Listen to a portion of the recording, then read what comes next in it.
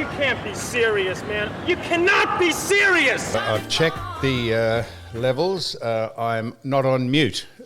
We did half an hour last week, and then I had to do the promo on my own because people said you got the shits and left, and I said, no, yep, you said that. That's what he does. No. You're the one who cracks the shits. You go off. Go off like a Roman cracker.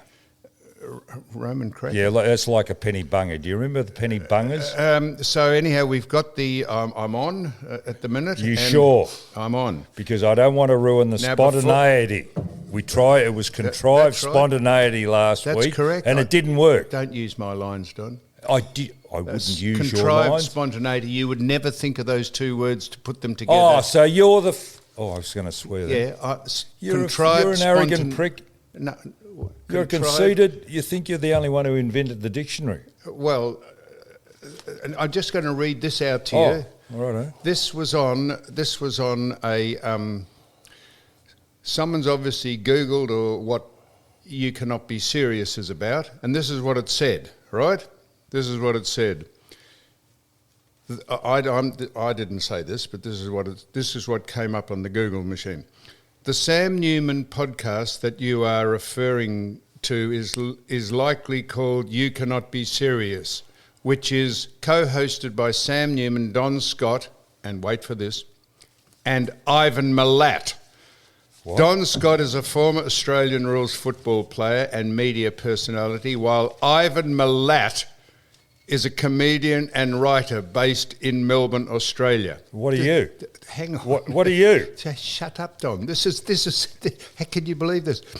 Together with Sam Newman, they discuss current events and issues related to the Australian Football League, and then in brackets AFL, as well as interview current and former players, coaches and other personalities involved in the sport. The podcast has gained a following among the fans of the AFL all year, right? What a lot. Due to the host's candid opinions and irreverent sense of humour. Now, I only read that out because Ivan, whose name is not Ivan, his name's Paul, but you said sure? He looked like Ivan Milat. They now think Ivan Milat actually is in here. He's a writer and a comedian. If they knew who Ivan Milat was, how about that? Who's that bloke? He must live out of Australia. This is, if you go... Did you hear what I said? Exactly, I heard what exactly. What do you mean, who is that bloke?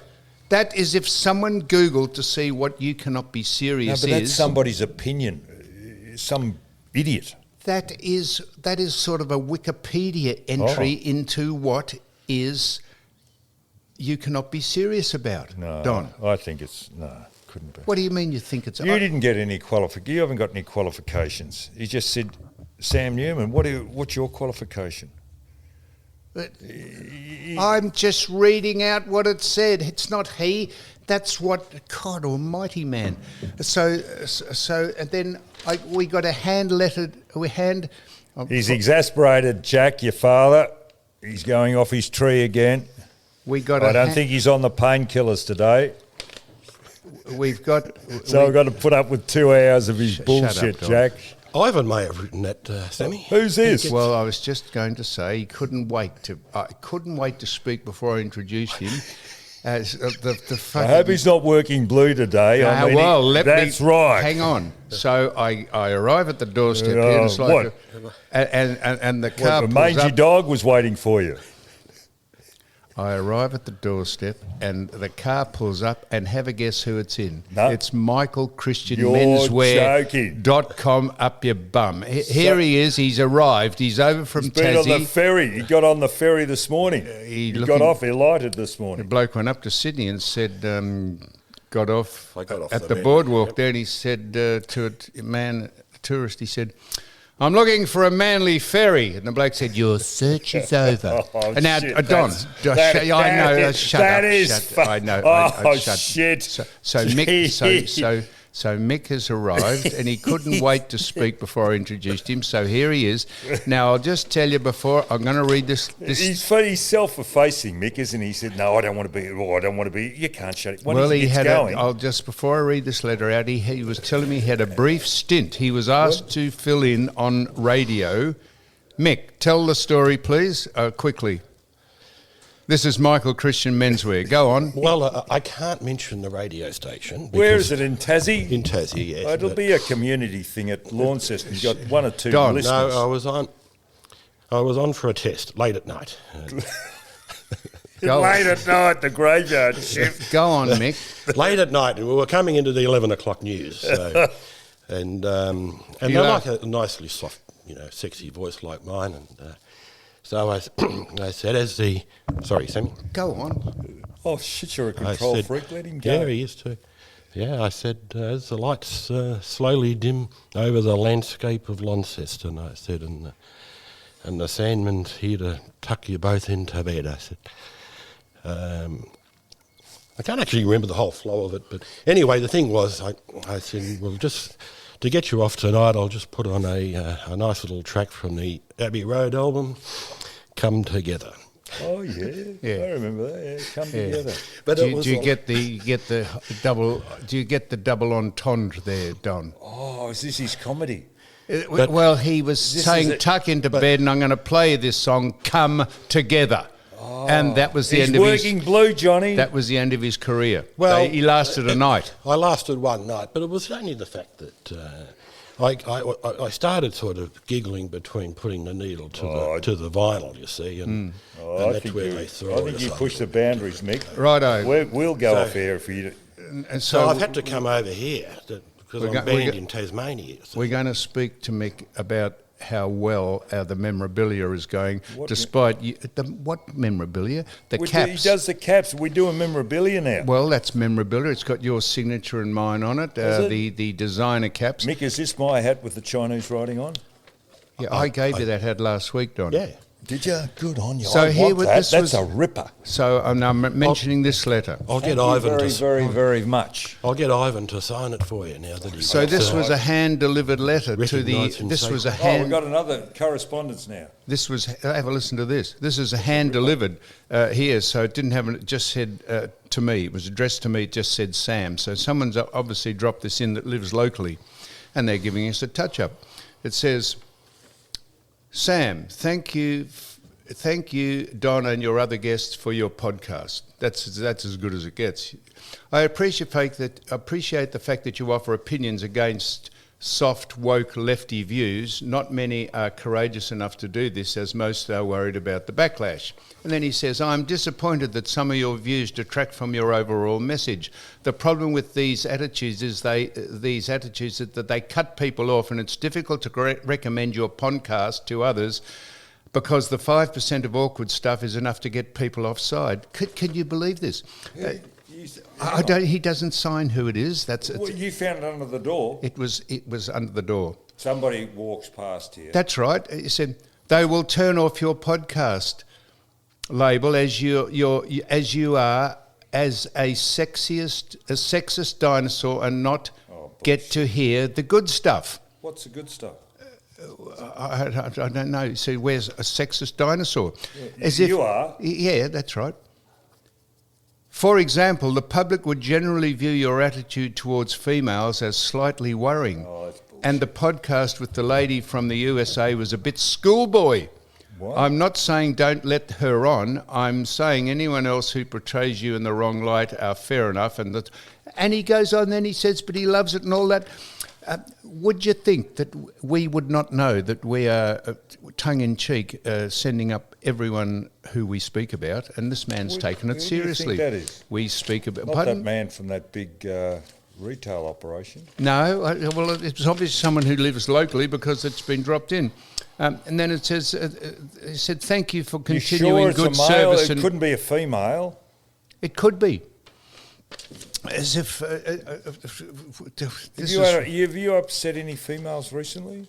Well, what in the last hour? No, I mean in the last week or two. I tell you what we do, Don. We speak about people from our class, females, males, non-binary people. We speak about people from different races, from different ethnic cultures, exactly the same. We treat everyone the same. We are the least racist and least compromised people that we speak probably on public radio or whatever we do, because we treat everyone equally. But some people don't want to be treated equally. Not the people we criticise, we don't treat them equally, do we? But if we criticise people, Don, all those different categories that people fit into doesn't worry us. We treat people the same. We treat people, if you're a different cultural background, or if you're a different race, or if you're a different sex, or if you're a different gender, or you are the same, we treat you all the same. So don't get annoyed if we take a shot at women and we're actually men. Don't call us sexist, we're just being equal. But most of the people we criticise are our own kind, are white males. White heterosexual males. That's mainly the people we criticise. Now, having said that, Don, I want to read you this out because we've got The Voice coming up, and this podcast is saying, whatever you do, don't vote for The Voice. It's a crock of nonsense. No, I'm not. Hey, hang on. You're saying that. Good. I'm saying I want more information, and I'm getting no information, and I've gone everywhere. How beautifully said, Don. What? I'm going to read out. Have a guess who said this. Now, have a guess who said this. Now, please, just let me read this out. All the welcome to country and all the smoking ceremonies and all the made-up bullshit rituals about pay our respects to elders past and present is just one big lie. Let me finish. The fact is, as uncomfortable and unfashionable as it is, Aboriginal Australia has not produced anything. It therefore beats me why Aboriginals are now so revered. 55 years ago, 91% of Australians voted to remove race from the Constitution, putting Indigenous Australians on the same legal footing. Since the arrival of the English, Australia has prospered into a first world developed country. There was no invasion. Right, last bit. We are all Australians and should share the same laws and government. Black, brindle or white, we are all Australians irrespective of our colour or race. Now, have a guess who said that? I wish I'd said that. Well, he's wrong in one part. It's a woman for a start. Okay, Jacinta Price probably. Jacinta Price's mother, Bess. Okay, but she's wrong because the Aboriginals have... what's that part where she said they haven't contributed or something? The fact is, as uncomfortable and unfashionable as it is, Aboriginal Australia has not produced anything. They have. What? How to look after this country. I beg your pardon? Look after the country. What's that mean? Burning off the way to regenerate. Don't. You're an idiot. You live in your you live in your bloody stupid unit. You're not out in the country. You don't understand.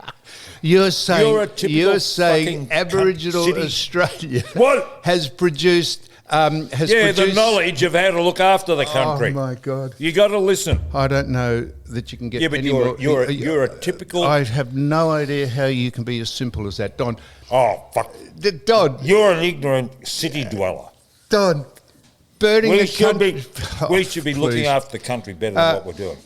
Oh my God! And they did it. So I'm just saying, who said this? A former Indigenous politician who received a prestigious award from Barack Obama at a Welcome to Country ceremony, called Bess Price, mother of Jacinta. And you reckon what the Aboriginals have produced is they've been able to burn ground? No, they know how to look after this country. Oh, geez. Seriously, that's extraordinary. Well, they have to live here, Johnny. So that is extraordinary that you would draw that conclusion about what they've produced. So they would anyhow, work. That's what she says. If you fucking got off your ass and got out in the country, you'd understand. That's what. Well, the way they used to work the land by having it in 7-year plots. They'd burn off. Move on to the next, it'll regenerate. Right. In 7 years, they'd come back and they'd farm the land. Did they? What did they produce?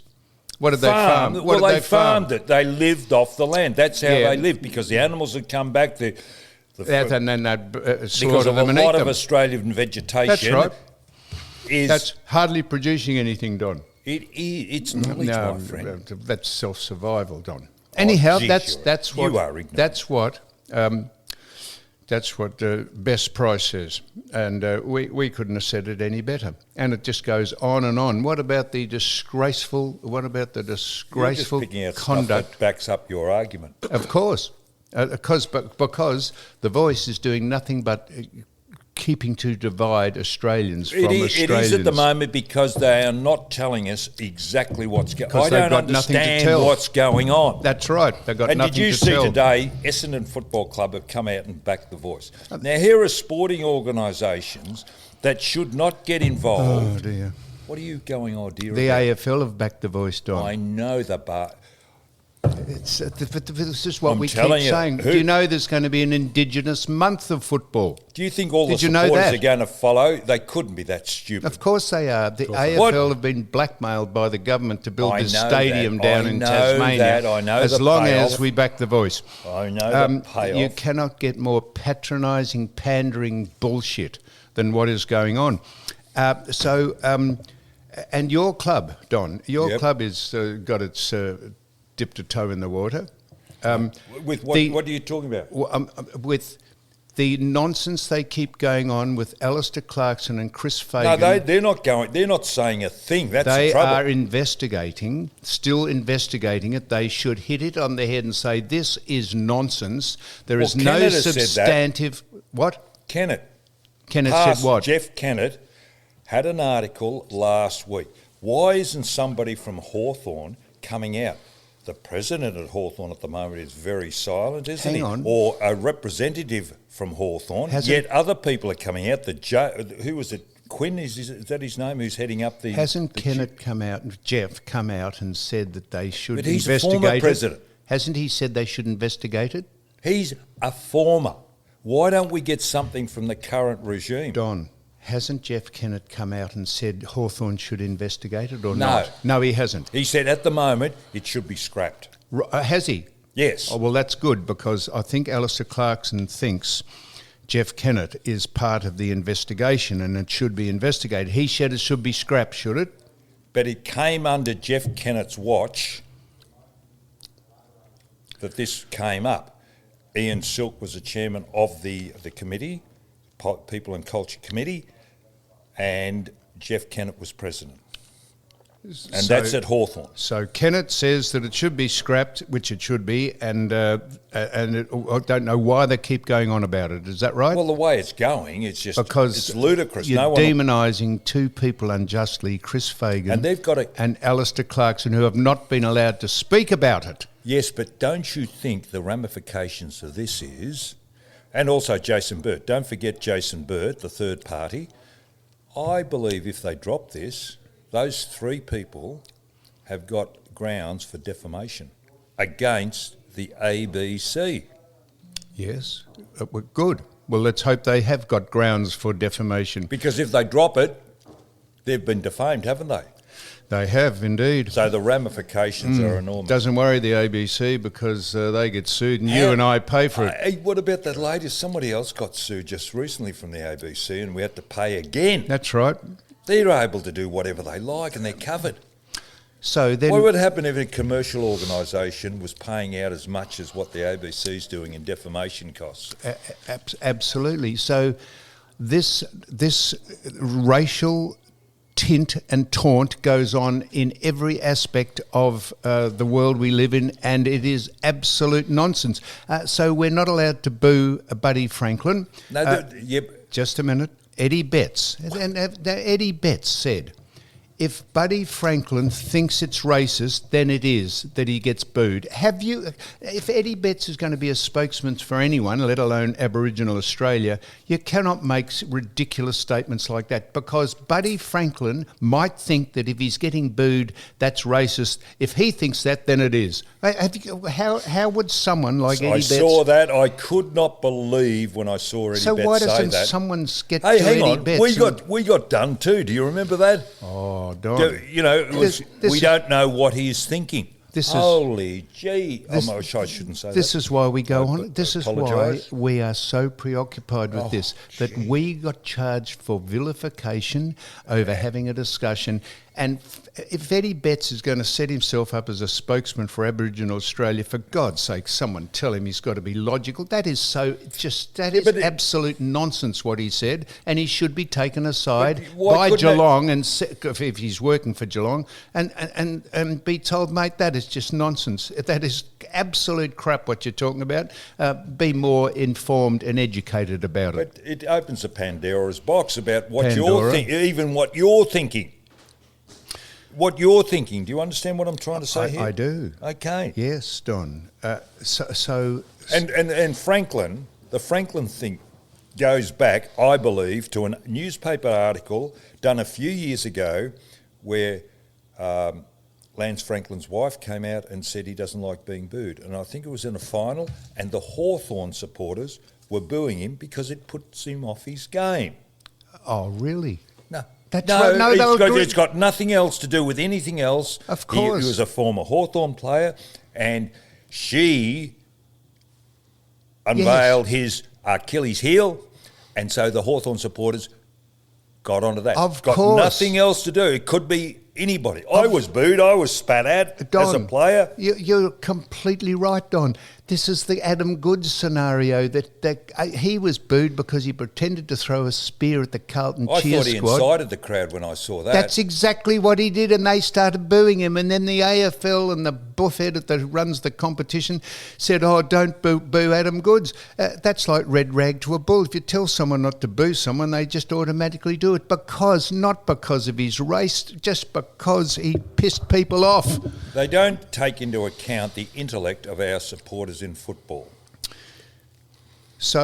And their intellect is higher than what you think. So just finally on this matter, Don, we've got a lot of less, and we'll speak to Mick in a minute. I followed instructions when the plane landed, Sam.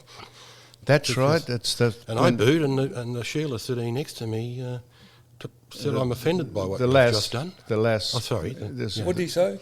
When the plane lands and we said you're now landing What's in... a Sheila? Sheila, the lady, woman. Sorry. When the plane lands and you're told that you're landing in Wongalong country or whatever, that's just another piece of nonsense that Mr. Joyce, that airline... Sammy told me to boo, so I booed. And just slow hand clap. That's just got to get rid of all that nonsense. It's another thing to divide the country. So here's, listen to this. You would have been up shit creek, Michael, Wongaloo country. If they said, "Oh, you're welcome to Wongaloo country," you should have been in Warrendidgery country, shouldn't you? You're on the wrong plane. So did you see this? I thought I was in the wrong country. Did you see this in the paper, Don? And this is just the final thing we'll do on this. Did you see this in the paper? They did a poll on the top 50 Aboriginal athletes, which is a good poll to do. Did you see that? Yep. It's very... I didn't read it because I saw it, but I just wouldn't even entertain. No, well, hang on. It's an interesting thing to do because there's been some great Aboriginal athletes. And a 12-person panel of sports editors, senior journalists and reporters across the country came up with this list in order, right? And I'll just tell you, let me do this because you'll be fascinated by this. One person I hope is in there. Hang on a minute. So this was the list of journalists in order. I won't do the 50, but the first was Kathy Freeman. Yeah, okay. Then Yvonne Goolagong. Right. Arthur Beetson, who's a great rugby I understand. Ash Barty. Adam Goods, this is their list. Yeah, it's subjective. Patty Mills, and then I won't tell you who was number 7, but these people came after number 7.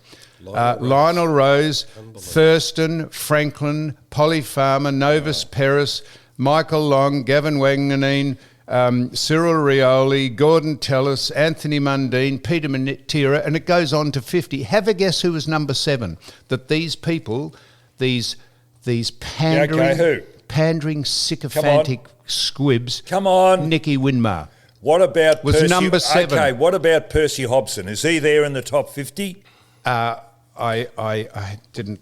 Okay. I can check. Percy Hobson was a high jumper, and if you go back, because I used to follow high jumping back in the early 60s, Chilla Porter won the 56 Olympics. You know that. I know that. He was an Australian. Then the Commonwealth Games were held in Perth, and who won a medal?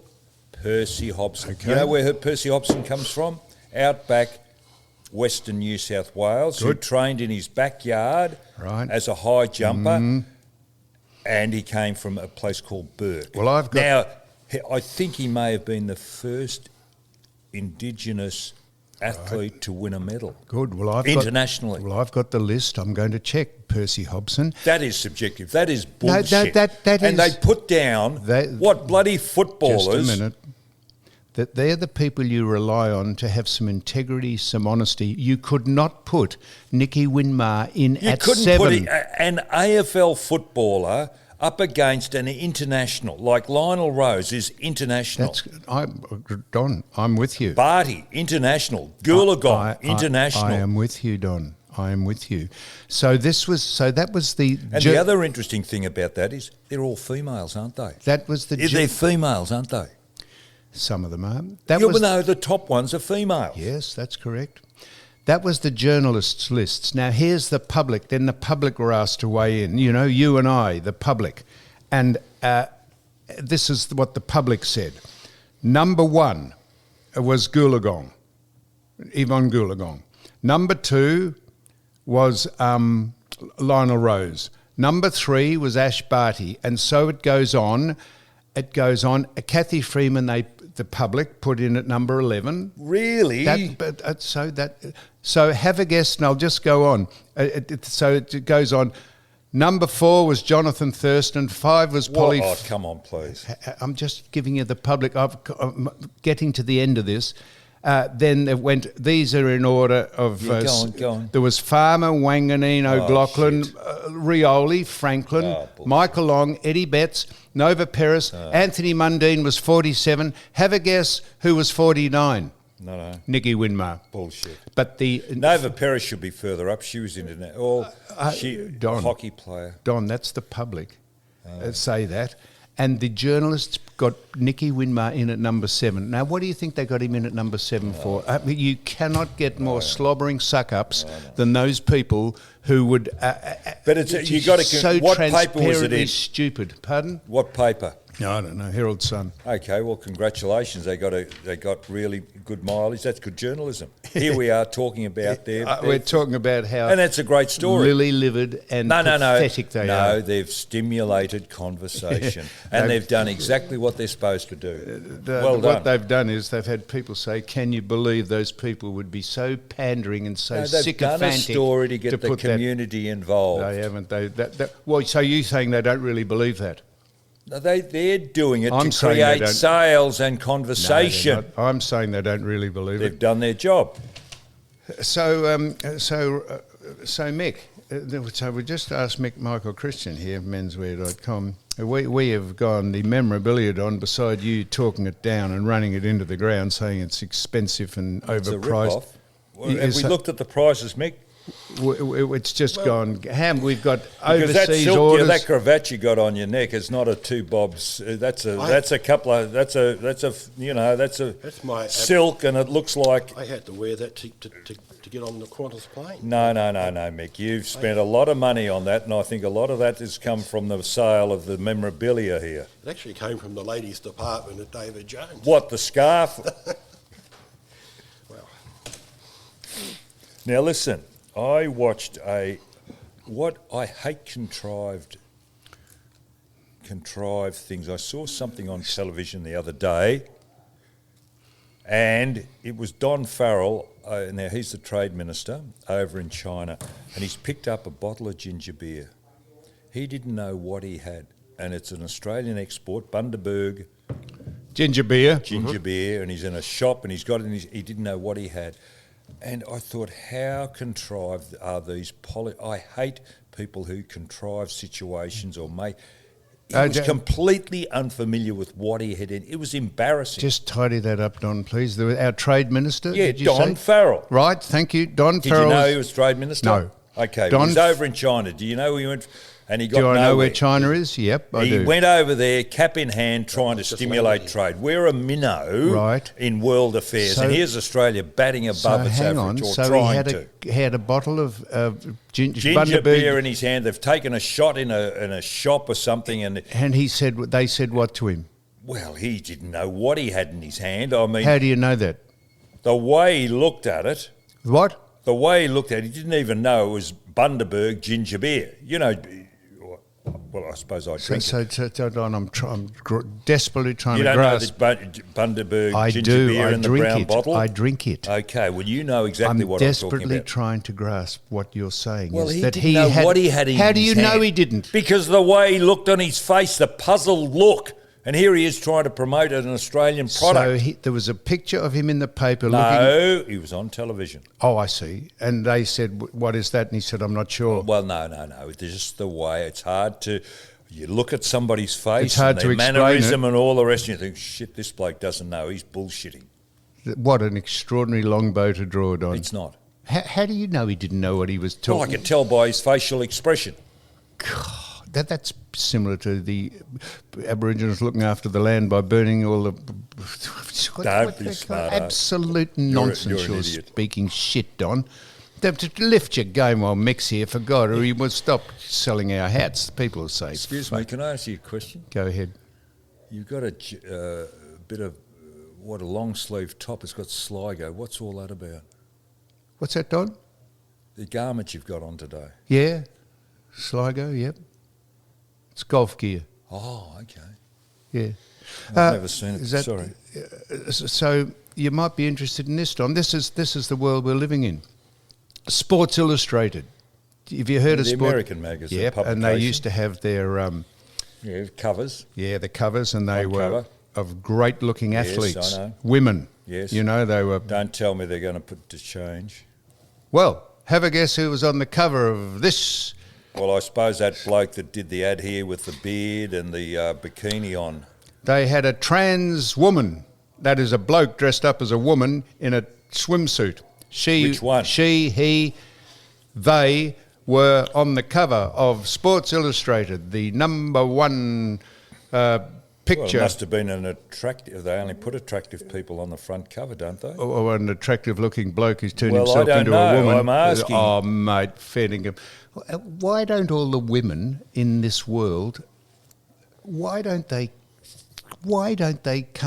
get up in arms about people stealing their Johnny, we tried gender. that in Victoria. There was a demonstration, if you remember, and her name was Maura Deeming, who went and supported the lady who came in from overseas about women's rights, who was gate crashed by the Nazis, and now she's out of the Liberal Party. Yep. Or they've expelled her from the Parliamentary Liberal Party in Victoria. Now, she was standing up for women's rights. Yep.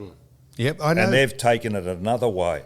Yeah, and Isn't how Pasuto and a how little... weak? Yeah, and how weak are the jeez. Liberal Party? What chance have they ever got of getting back into government Jeez. in this state?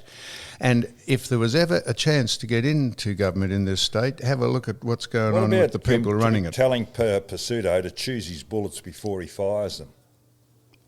Yes, Do a choose little his bit- bullets. Well, yes, just I know what you're choose saying. what Don. bullet to put in the gun before you fire. In other words, do a little bit of investigation and look at the situation before you go off. Barry Humphries got it right, Sam. Why? Well, he didn't want his funeral service to be held in Victoria That's correct. because he didn't want the Andrews government to... Did he? You sure about Yeah, that? absolutely, Don, because the family said that the Premier should have pushed back when they took his name off one of the awards here Comedy because Festival. Barry Humphries, under the guise of Dame Edna, said that trans was just a fashion if you were a trans person. And the other girl that was critical was that Hannah Gadsby. Anyhow, Mick is correct that the Premier, the family said, should have pushed back and said, no, we're not taking his name off any award. That's just a reasonable parody or satire to say that. But no, they took his name off the award and the family said, no, fuck you, we're going up to New South Wales. We'd rather them acknowledge Mr. Humphries. And Hannah Gadsby, the comedian, was on the project, and she wasn't asked the hard questions about her criticism of Barry Humphries either. Very interesting, isn't it? So They should have asked her. That was the main question they should have asked her. because they're subservient and they're sycophants. So Don, And that was on last night, I think. we keep getting pushed and pulled about what we should do in this world we live in. Have a listen to this for a stat. This puts it: the volcano in Greece. There's a volcano in Greece.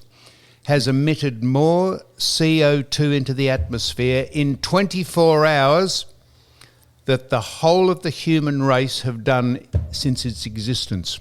Yeah, but those volcanoes have been around longer than the human race.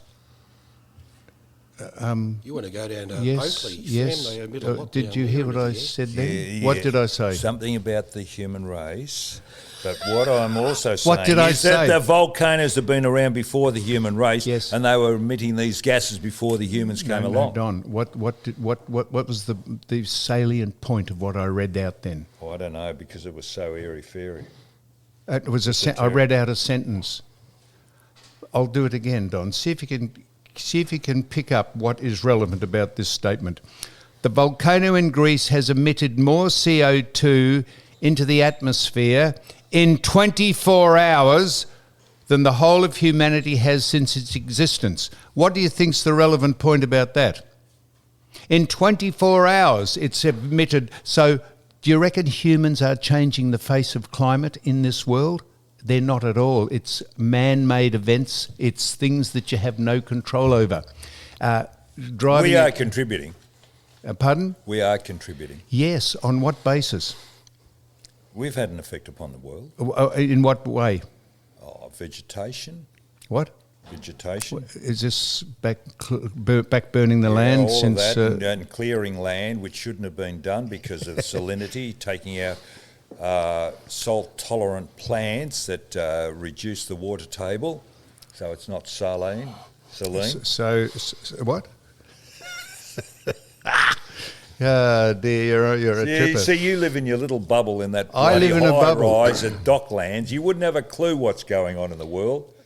All you go do is go and play your golf and drive around in your cars and fuck up the bloody atmosphere in those V8s. Well, let me tell you what's going on in the world.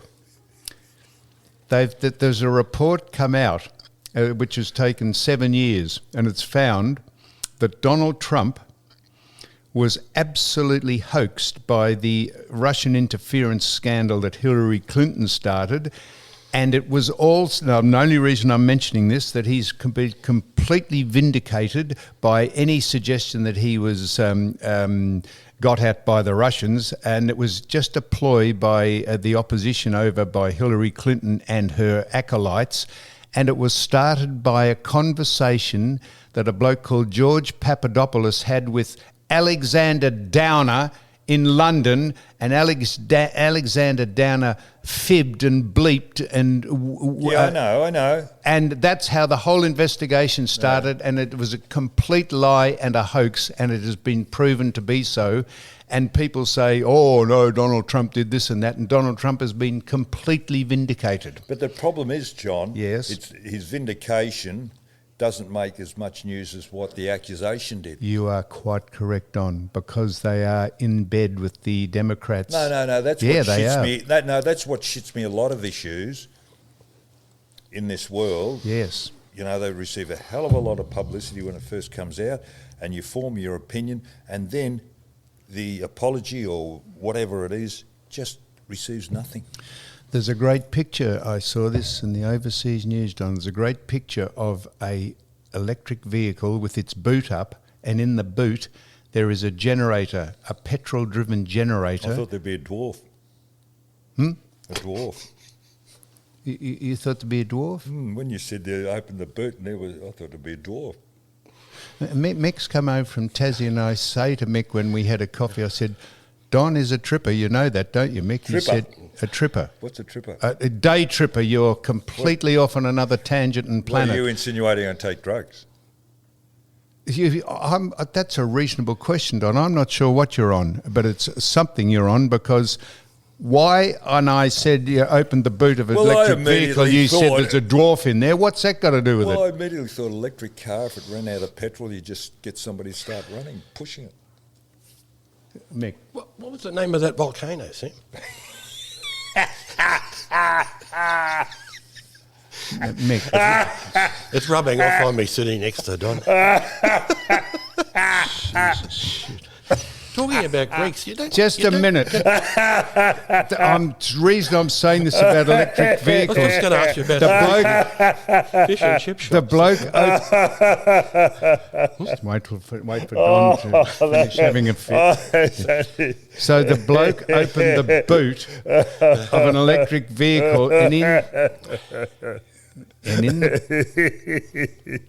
Come on, please. Have a listen to this. See, Mick, you don't have to write. See, impromptu stuff is very good. You just got to work off the top Well, he of was your taking head. the piss out of you. That's what you would say. But he tries to write comedy, Mick, and he's just come off with something on top of your head. Very It's hard funny. to get a straight man, Don, these days. It's very hard. I play it all Mick- the time, Mick. Mick was telling me he went into the doctors to have a prostate check, Oh, did he? He loved it. and the doctor said, "Well, take your clothes off," and he stuck his finger, the doctor, up digital his coit. examination, it's called. And he a said, digital examination. Yeah, that's right. And he said, "Now, How did you go don't the get an first time? erection, Kevin." And Mick said, "No, my name's Mick." He said, "No, my name's Kevin." Now, That's a frightening experience, isn't it? Having a digital examination. Too right. The first time. what, having something stuck up your bottom? Yes. I found that very Being confronting. being a heterosexual, Don, it's a bit hard to. It's confronting. I found it. It's a bit hard to reconcile what it is like if you're a heterosexual. Would I have to explain that any further? I'm going to finish this about the electric vehicle. There's a picture in the paper, a picture in the overseas news of a electric vehicle with its boot up, and inside is a portable generator which is fueled by petrol, and they charging up the battery of the car because it ran out of battery with a petrol-driven generator. Can you see the irony of that, Don? Why couldn't they just put an engine in the front of the car? Petrol driven. Can you believe that? Do you understand what I just said then? Do you understand, Don, how ironic that is? That you've got an electric vehicle that has to be charged by a petrol-driven generator because it ran out of battery. Well, I'm just trying to help the fellow with his car. Why wouldn't you just put a petrol engine in? He's fucked, isn't he? Is that bad? Is that man working? He is completely fucked. Honestly and truly, I don't know why I bother. I don't bother. Don, have you noticed this? We're going to stop this in a The minute. last time. No, right? I've got other. I want to. No, Don, we're going to come back. This This is not your hour. This is segment one because, How many are we doing today? well, we asked a couple of people to come in. I Who don't we know. got? I asked. I'll tell you in the break, and then we'll.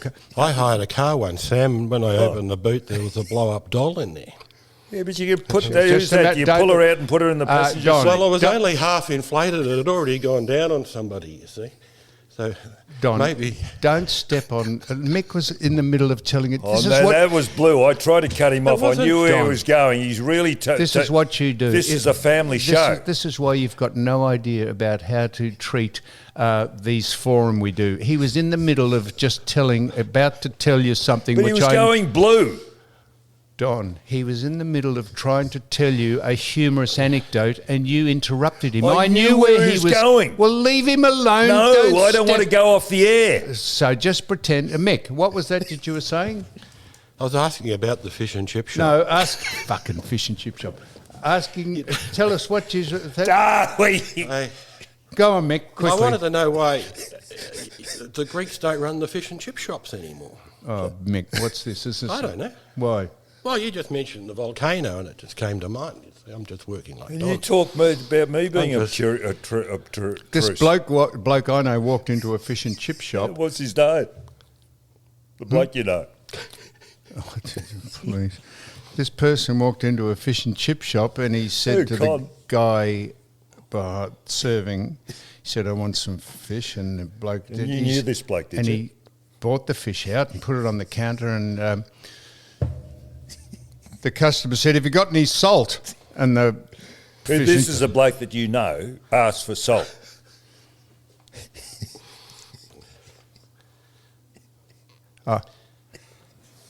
this man So said to you the, said you knew him. Oh, who's it? yeah, this man said to the fish and chip shop owner, as he put his fish on the counter, the customer said, "Have you got any salt?" And the man put his hand in his left-hand pocket and sprinkled a bit of salt over. And he said, "Have you got any pepper?" And he put his hand into his right-hand pocket and sprinkled a bit of pepper over the fish. And the customer standing next to the bloke said, "For Christ's sake, don't ask him for any vinegar." I thought he'd be wanting pickled onions. We've got did you hear that? I'm trying to tell a joke. How hard was it? I was waiting for pickled onions. We've got Thea, the Greek shell, who runs the fish and chip shop down in Launceston. Well, no, lady, Mick. Mick, don't mention any. Please, don't mention any names. Okay, go ahead. She eats the hamburgers up by putting them under her armpits. Oh, shit, I got to Don't ask for a hot dog. Close it down. Will you stop this,